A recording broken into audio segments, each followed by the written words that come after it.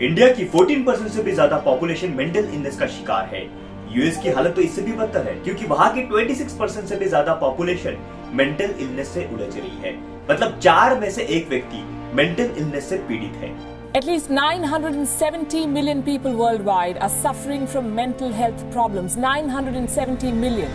India जो अब धीरे धीरे वेस्टर्न कल्चर को अडॉप्ट कर रहा है, वहाँ के लाइफस्टाइल को अपना रहा है, तो जाहिर सी बात है कि इंडिया में भी इसका परसेंटेज बढ़ते जाएगा।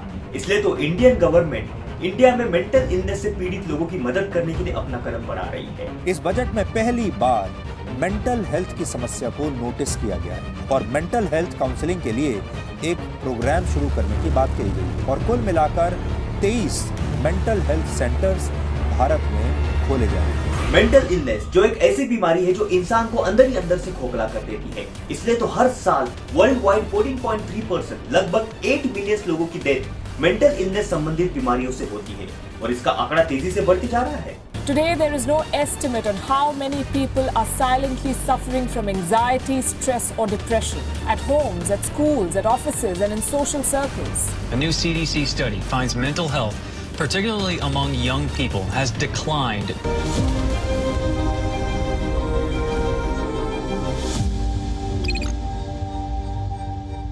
वैसे मेंटल इलनेस के तो कई सारे रीजन है, लेकिन इसका one of the major reason है टॉक्सिक पीपल अराउंड यू, मतलब आपकी संगत में रहने वाले टॉक्सिक और जहरीले लोग। अब सबसे पहले समझते हैं कि हम टॉक्सिक संगत किसे कहते हैं।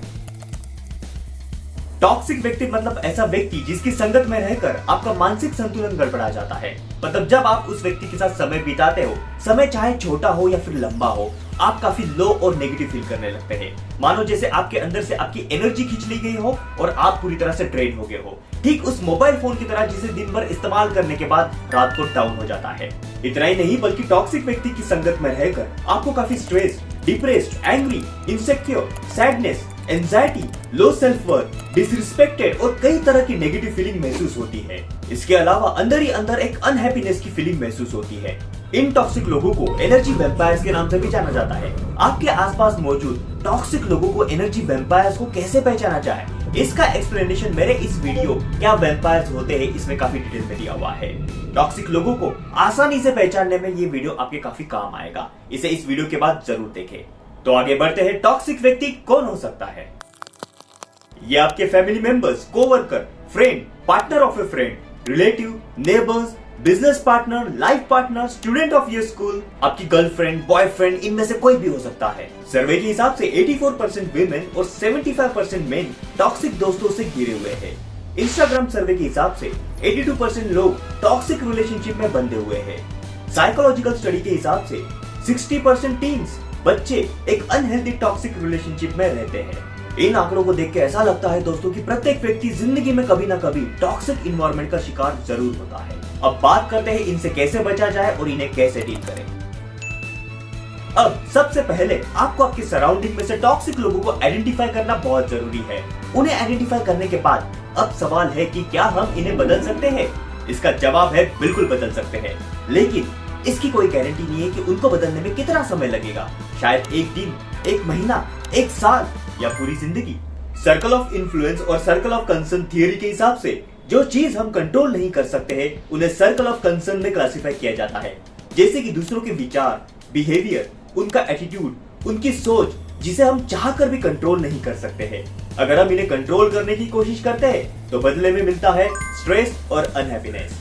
जो चीज आप बदल सकते हैं वो है आपके thoughts, behaviour, attitude, reaction, responses, क्योंकि इन सब का कंट्रोल आप ही के हाथ में होता है। टॉक्सिक लोगों को बदलने पे फोकस करने की बजाय उनके साथ आपका कैसा बर्ताव होना चाहिए इस पे फोकस करें। इससे आपको कम तकलीफ होगी। और यही है tip number 1, don't try to change और fix toxic people. Tip number 2, अपने आप को लोगों के लिए इजीली अवेलेबल करना कम कर दे। जब हम लोगों के लिए इजीली अवेलेबल हो जाते हैं तो लोग इसका गलत फायदा उठाते हैं। अगर अगले व्यक्ति को आप अवॉइड नहीं कर सकते तो उनके साथ बाउंड्री सेट करना ही बेहतर है। किस व्यक्ति को आपको कितना समय देना है, उसे कितना बोलने देना है, ये पहले से ही डिसाइड कर ले और उसे उस बाउंड्री को क्रॉस ना करने दे। अपने आप को, आपके काम को प्रायोरिटी दो ताकि अगला व्यक्ति आपको कंज्यूम ना कर पाए।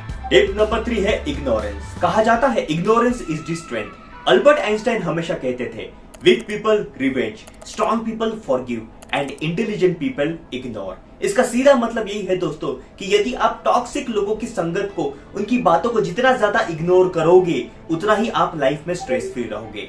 हालांकि कुछ लोगों को हम इग्नोर नहीं कर सकते, लेकिन उनसे कुछ हद तक दूरी जरूर मेंटेन कर सकते हैं।